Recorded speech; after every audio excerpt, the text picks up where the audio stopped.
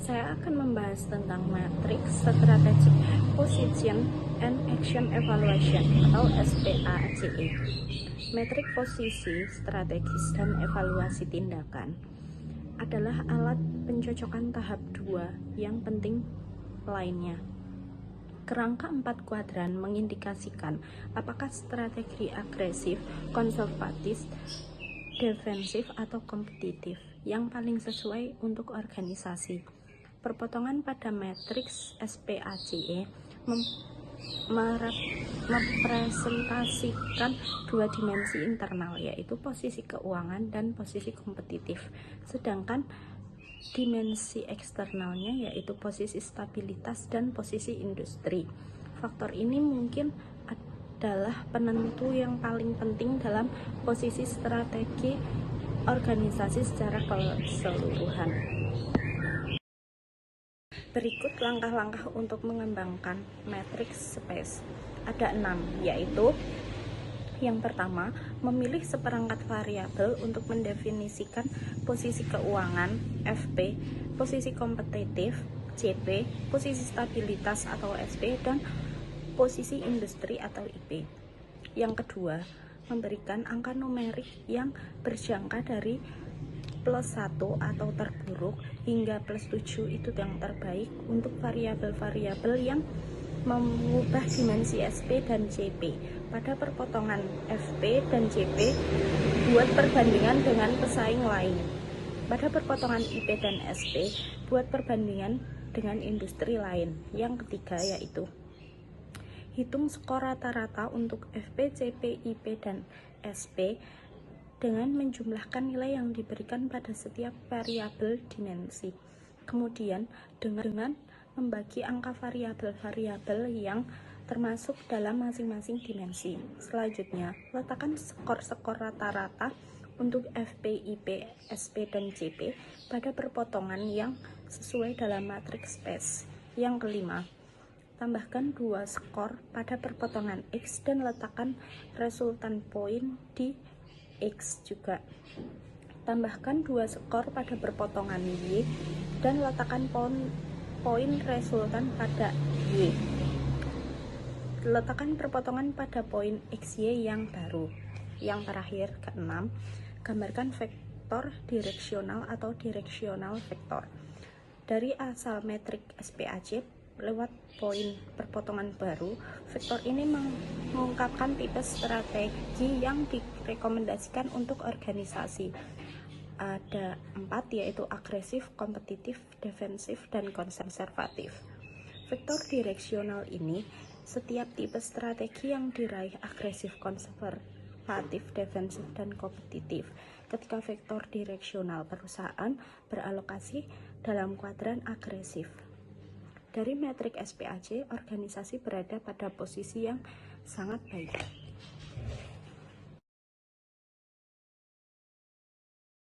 Berikut vektor direksional perusahaan berlokasi dalam kuadran agresif, kuadran atas kanan, dalam metrik SPAC. Organisasi berada pada posisi yang baik dalam menggunakan kekuatan internalnya. Ada 3, yaitu mengambil keputusan dari kesempatan eksternal, yang kedua menangani kelemahan internal, dan yang ketiga menghindari ancaman eksternal. Selanjutnya yaitu metrik Boston Consulting Group atau BCG. BCG secara garis besar menggambarkan perbedaan antar divisi dalam posisi pangsa pasar relatif dan tingkat pertumbuhan industri. Metrik BCG memungkinkan organisasi multidimensi untuk mengelola portofolio bisnisnya dengan menguji posisi pangsa pasar relatif dan tingkat pertumbuhan industri relatif untuk semua divisi lain dalam organisasi. Boston Consulting Group atau BCG ini adalah sebuah perusahaan konsultasi besar yang terkena dampak kejatuhan ekonomi tanpa memecat karyawan pada tahun 2010, memperkerjakan paling banyak sebagai konsultan baru. Pada selanjutnya yaitu BCG, posisi pangsa pasar relatif yang diberikan pada sumbu X biasanya diset pada 0,50. hubungan dengan divisi yang memiliki setengah pangsa pasar dari perusahaan yang memimpin perusahaan. Sumbu Y mempresentasikan tingkat pertumbuhan dalam penjualan yang diukur dalam istilah persentase. Persentase tingkat pertumbuhan pada sumbu Y dapat divariasi dari minus 20 hingga positif 20%, dengan 0,0 yang menjadi titik tengah. Peningkatan tahunan rata-rata dalam pendapatan untuk beberapa perusahaan yang memimpin dalam industri akan menjadi perkiraan nilai yang baik. Selanjutnya yaitu posisi pendapatan perusahaan juga digambarkan berbentuk lingkaran dan irisan pie mengidentifikasikan proporsi laba perusahaan. Setiap lingkaran mempresentasikan divisi yang terpisah. Ukuran lingkaran berhubungan dengan proporsi pendapatan perusahaan yang didapatkan dari unit bisnis, dan irisan pie mengidentifikasikan proporsi laba perusahaan yang didapat dalam divisi tersebut. Pada divisi kuadran pertama atau tanda tanya question mark, pada divisi ini memiliki posisi pangsa pasar relatif rendah, namun mereka pesaing pada industri yang tumbuh tinggi. Kuadran kedua yaitu bintang atau stars. Pada kuadran kedua ini mempresentasikan kesempatan jangka panjang perusahaan terhadap pertumbuhan dan profitabilitas. Pada kuadran ketiga atau sapi perah, divisi yang berposisi pada kuadran 3 memiliki posisi pangsa pasar yang relatif tinggi, namun persaingan pada industri dengan pertumbuhan rendah. Pada kuadran keempat yaitu anjing atau dogs, divisi kuadran 4 dari organisasi memiliki posisi bagian pasar relatif rendah dan pesaing dalam industri dengan pasar pertumbuhan yang lamban atau tidak tumbuh. IE Matrix. Matriks IE memosisikan berbagai divisi suatu organisasi dalam tampilan 9 sel. Matriks IE serupa dengan matriks BCG dalam pengertian bahwa kedua alat tersebut menempatkan divisi-divisi organisasi dalam sebuah diagram sistematis. Akan tetapi, terdapat perbedaan penting dalam keduanya, yaitu satu, sumbunya tidak sama, dan yang kedua, matriks IE membutuhkan lebih banyak informasi daripada matriks BCG. Dan yang ketiga yaitu implikasi strategis dari setiap matriks berbeda. Untuk alasan-alasan ini, penyusunan strategi dalam perusahaan multidimensi seringkali mengembangkan matriks BCG dan matriks IE ini untuk kemudian mengembangkan matriks terproyeksi untuk merefleksikan harapan di masa yang akan datang. Analisis sebelum dan sesudah prediksi ini memperhatikan dampak yang diharapkan terhadap keputusan strategis di portofolio divisi organisasi. Matriks IE dibagi menjadi 3 daerah yang memiliki implikasi strategis berbeda. Yang pertama, rekomendasi untuk divisi yang masuk dalam sel 1, 2, atau 4 dapat digambarkan sebagai tumbuh dan dikembangkan. Strategi intensif, penetrasi pasar, pengembangan pasar, dan pengembangan produk, atau integratif, integrasi ke belakang, ke depan, dan horizontal, dapat menjadi paling sesuai untuk divisi-divisi ini. Dan yang kedua, divisi yang masuk ke dalam sel 3, 5, atau 7 dapat dikelola dengan cara terbaik dengan strategi jaga dan pertahankan. Penetrasi pasar dan pengembangan produk adalah 2 strategi yang umum digunakan untuk divisi tipe ini. Yang ketiga adalah rekomendasi yang umum diberikan untuk divisi yang masuk ke dalam sel 4, 8, dan 9 adalah tuai atau divestasi. Green Strategy Matrix. Selain matriks SWOT, matriks PACE, matriks BCG, dan matriks IE, matriks Green Strategy telah menjadi alat yang populer untuk memformulasikan strategi alternatif. Semua organisasi dapat diposisikan di dalam salah satu dari 4 kuadran strategi matriks Green Strategy. Matriks strategi besar didasarkan pada dua dimensi evaluatif, yaitu positif kompetitif dan pertumbuhan pasar. Strategi yang sesuai untuk dipertimbangkan suatu organisasi terdapat pada urutan daya tariknya dalam masing-masing kuadran dalam matriks. Yang selanjutnya adalah strategi yang dapat dipertimbangkan oleh suatu organisasi disusun berdasarkan urutan daya tariknya dalam setiap kuadran matriks. Kuadran pertama, organisasi mampu memanfaatkan peluang eksternal. Maksudnya, pada kuadran 1 dari matriks grand strategi berada dalam posisi strategi yang baik untuk perusahaan-perusahaan ini. Konsentrasi berkelanjutan pada pasar saat ini, penetrasi pasar dan pengembangan pasar, dan produk. Pengembangan produk adalah strategi yang sesuai. Lanjut ke kuadran kedua, yaitu berada di posisi di mana pertumbuhan pasar sangat cepat, sehingga strategi intensif menjadi pilihan pertama untuk dipertimbangkan. Pada kuadran kedua ini perlu mengevaluasi pendekatan saat ini ke pasar secara serius. Walaupun industri mereka tumbuh, mereka tidak dapat bersaing secara efektif, dan mereka perlu menentukan alasan pendekatan perusahaan saat ini tidak efektif dan cara perusahaan dapat paling baik, yaitu berubah untuk meningkatkan daya saingnya. Kuadran ketiga, berkompetisi pada pertumbuhan pasar yang lambat dan mempunyai posisi kompetisi yang lemah. Dalam kuadran ketiga ini, pesaing di industri dengan pertumbuhan yang lambat dan memiliki posisi bersaing yang lemah. Perusahaan-perusahaan ini harus segera membuat beberapa perusahaan drastis untuk menghindari penurunan lebih jauh dan memungkinkan likuidasi. Strategi alternatif adalah menggeser sumber daya jauh dari bisnis saat ini ke area-area yang berbeda atau diversifikasi. Jika semuanya gagal, opsi terakhir adalah untuk bisnis kuadran 3 adalah dengan divestasi atau likuidasi.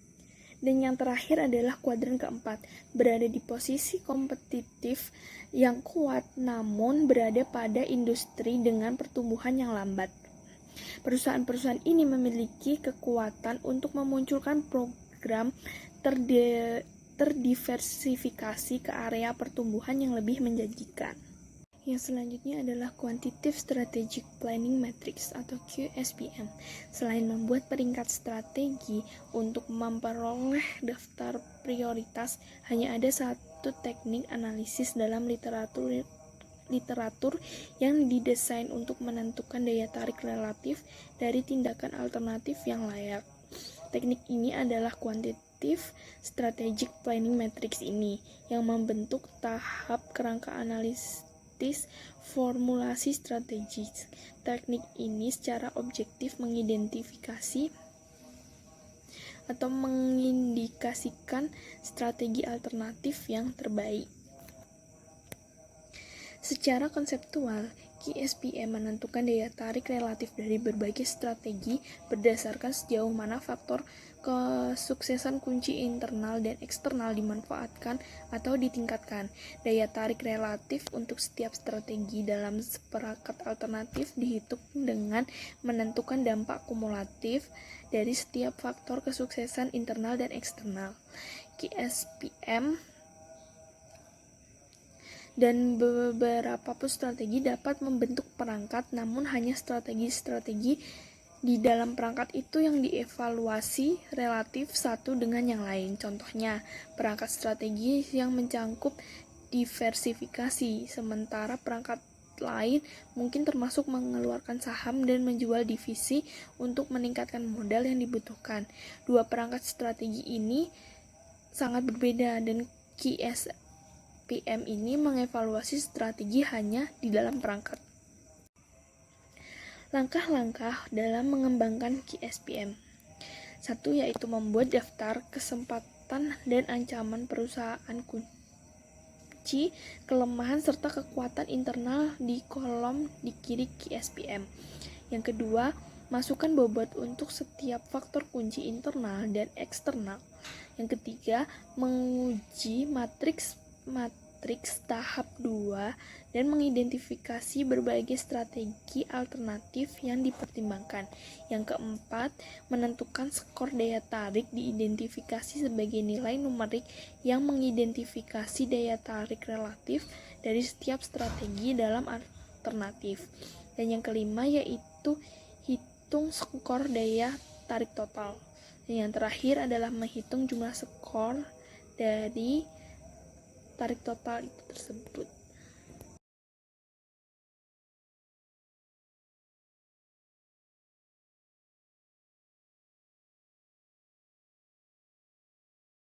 Selanjutnya yaitu artikel dengan judul Building Competitive Advantage Through People yang ditulis oleh Christopher A. Bartlett dan Sumantra Ghoshal. Dalam model strategi kompetitif di mana banyak pemimpin saat ini dilatih, sistem perencanaan strategis yang canggih seharusnya membantu manajer senior memutuskan bisnis mana yang akan tumbuh dan mana yang akan dipanen. Orang adalah sumber daya strategis utama dan strategis harus dibangun di atas landasan sumber daya manusia. Kompetensi inti perspektif memuaskan perhatian pada pentingnya menciptakan pengetahuan dan membangun proses pembelajaran untuk keunggulan kompetitif. Tetapi pendekatan ini juga mendapatkan batasan karena perusahaan menyadari bahwa orang-orang mereka tidak setara dengan tugas intensif pengetahuan baru. Selanjutnya yaitu peran eksekutif di era War for Talent. Sesulit tantangan strategis mungkin, mereka bertindak lebih cepat daripada transformasi yang diperlukan untuk mempertahankan mereka, dan sesulit apapun mengubah organisasi. Lebih sulit lagi mengubah orientasi dan pola pikir seniornya manajer. Sangat sedikit eksekutif puncak yang mampu mengubah diri mereka sendiri dari direktur strategi yang digerakkan secara analitis menjadi perumus strategi yang berorientasi pada orang. Namun, untuk perusahaan tradisional, untuk melakukan transisi ke ekonomi baru, transformasi itu sangat penting. Selanjutnya yaitu pandangan yang berubah tentang sumber daya strategis. Pola pikir yang paling sulit untuk diubah adalah keyakinan yang tertanam kuat dan lama bahwa modal adalah sumber daya strategis yang penting untuk dikelola dan bahwa tanggung jawab utama manajer senior harus berpusat pada akuisisi, alokasi, dan penggunaan yang efektif. Bagi sebagian besar perusahaan, anggapan ini tidak lagi benar. Tanpa menyangkal perlunya penggunaan sumber daya keuangan secara hati-hati, bagi sebagian besar perusahaan saat ini, modal bukanlah sumber daya yang menghambat pertumbuhan. Ada kelebihan modal mengejar kelangkaan orang-orang berbakat dan pengetahuan yang mereka miliki. Dalam perekonomian saat ini, itulah sumber daya yang membatasi, dan karena itu strategi implikasinya bagi manajer puncak sangat mendalam. Pertama, masalah sumber daya manusia harus naik mendekati puncak agenda dalam diskusi tentang prioritas strategi perusahaan. Itu berarti eksekutif sumber daya manusia kelas 1 harus ada tangan kanan CEO. Selanjutnya, pandangan yang berubah tentang nilai dan pandangan yang berubah tentang peran manajemen senior. Saya jelaskan persatu dengan pandangan yang berubah tentang nilai. Sumber daya perusahaan yang langka adalah orang-orang berpengetahuan, yang berarti pergeseran dalam keseluruhan konsep manajemen nilai perusahaan. Dan yang pandangan yang berubah tentang peran manajer senior adalah puncak perusahaan dan didistribusikan ke proyek atau program yang akan menghasilkan keuntungan strategis terbesar. Selanjutnya, implikasi bagi profesional SDM.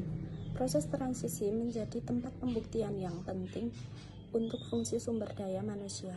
Dengan banyak eksekutif sumber daya manusia, sekolah lama menemukan bahwa baik pelatihan maupun pengalaman mereka tidak mempersiapkan mereka untuk peran strategis terdepan. Peran staf SDM adalah untuk memastikan bahwa rekrutmen, pelatihan, administrasi tunjangan, dan sejenisnya mendukung agenda strategis dan operasional yang terdefinisi dengan baik. Ada 3 tugas inti yang menyelaraskan fungsi sumber manusia dengan tantangan strategis dalam mengembangkan sumber daya manusia perusahaan untuk keunggulan kompetitif dan berkelanjutan. Ada 3, yaitu yang pertama membangun, menghubungkan, dan mengikat. Saya akan membahas yang pertama, yaitu tantangan membangun. Banyak perusahaan mengklaim bahwa orang-orang mereka adalah aset terpenting mereka, tetapi hanya sedikit yang telah membangun sistem, proses, atau budaya sumber daya manusia yang bahkan dapat mengimbangi, apalagi menantang bias yang tertanam dalam terhadap aset keuangan. Misalnya, di hampir semua perusahaan, keputusan yang berkaitan dengan penganggaran modal yang terdokumentasi dengan baik. Biasanya pedoman menentukan tingkat persetujuannya.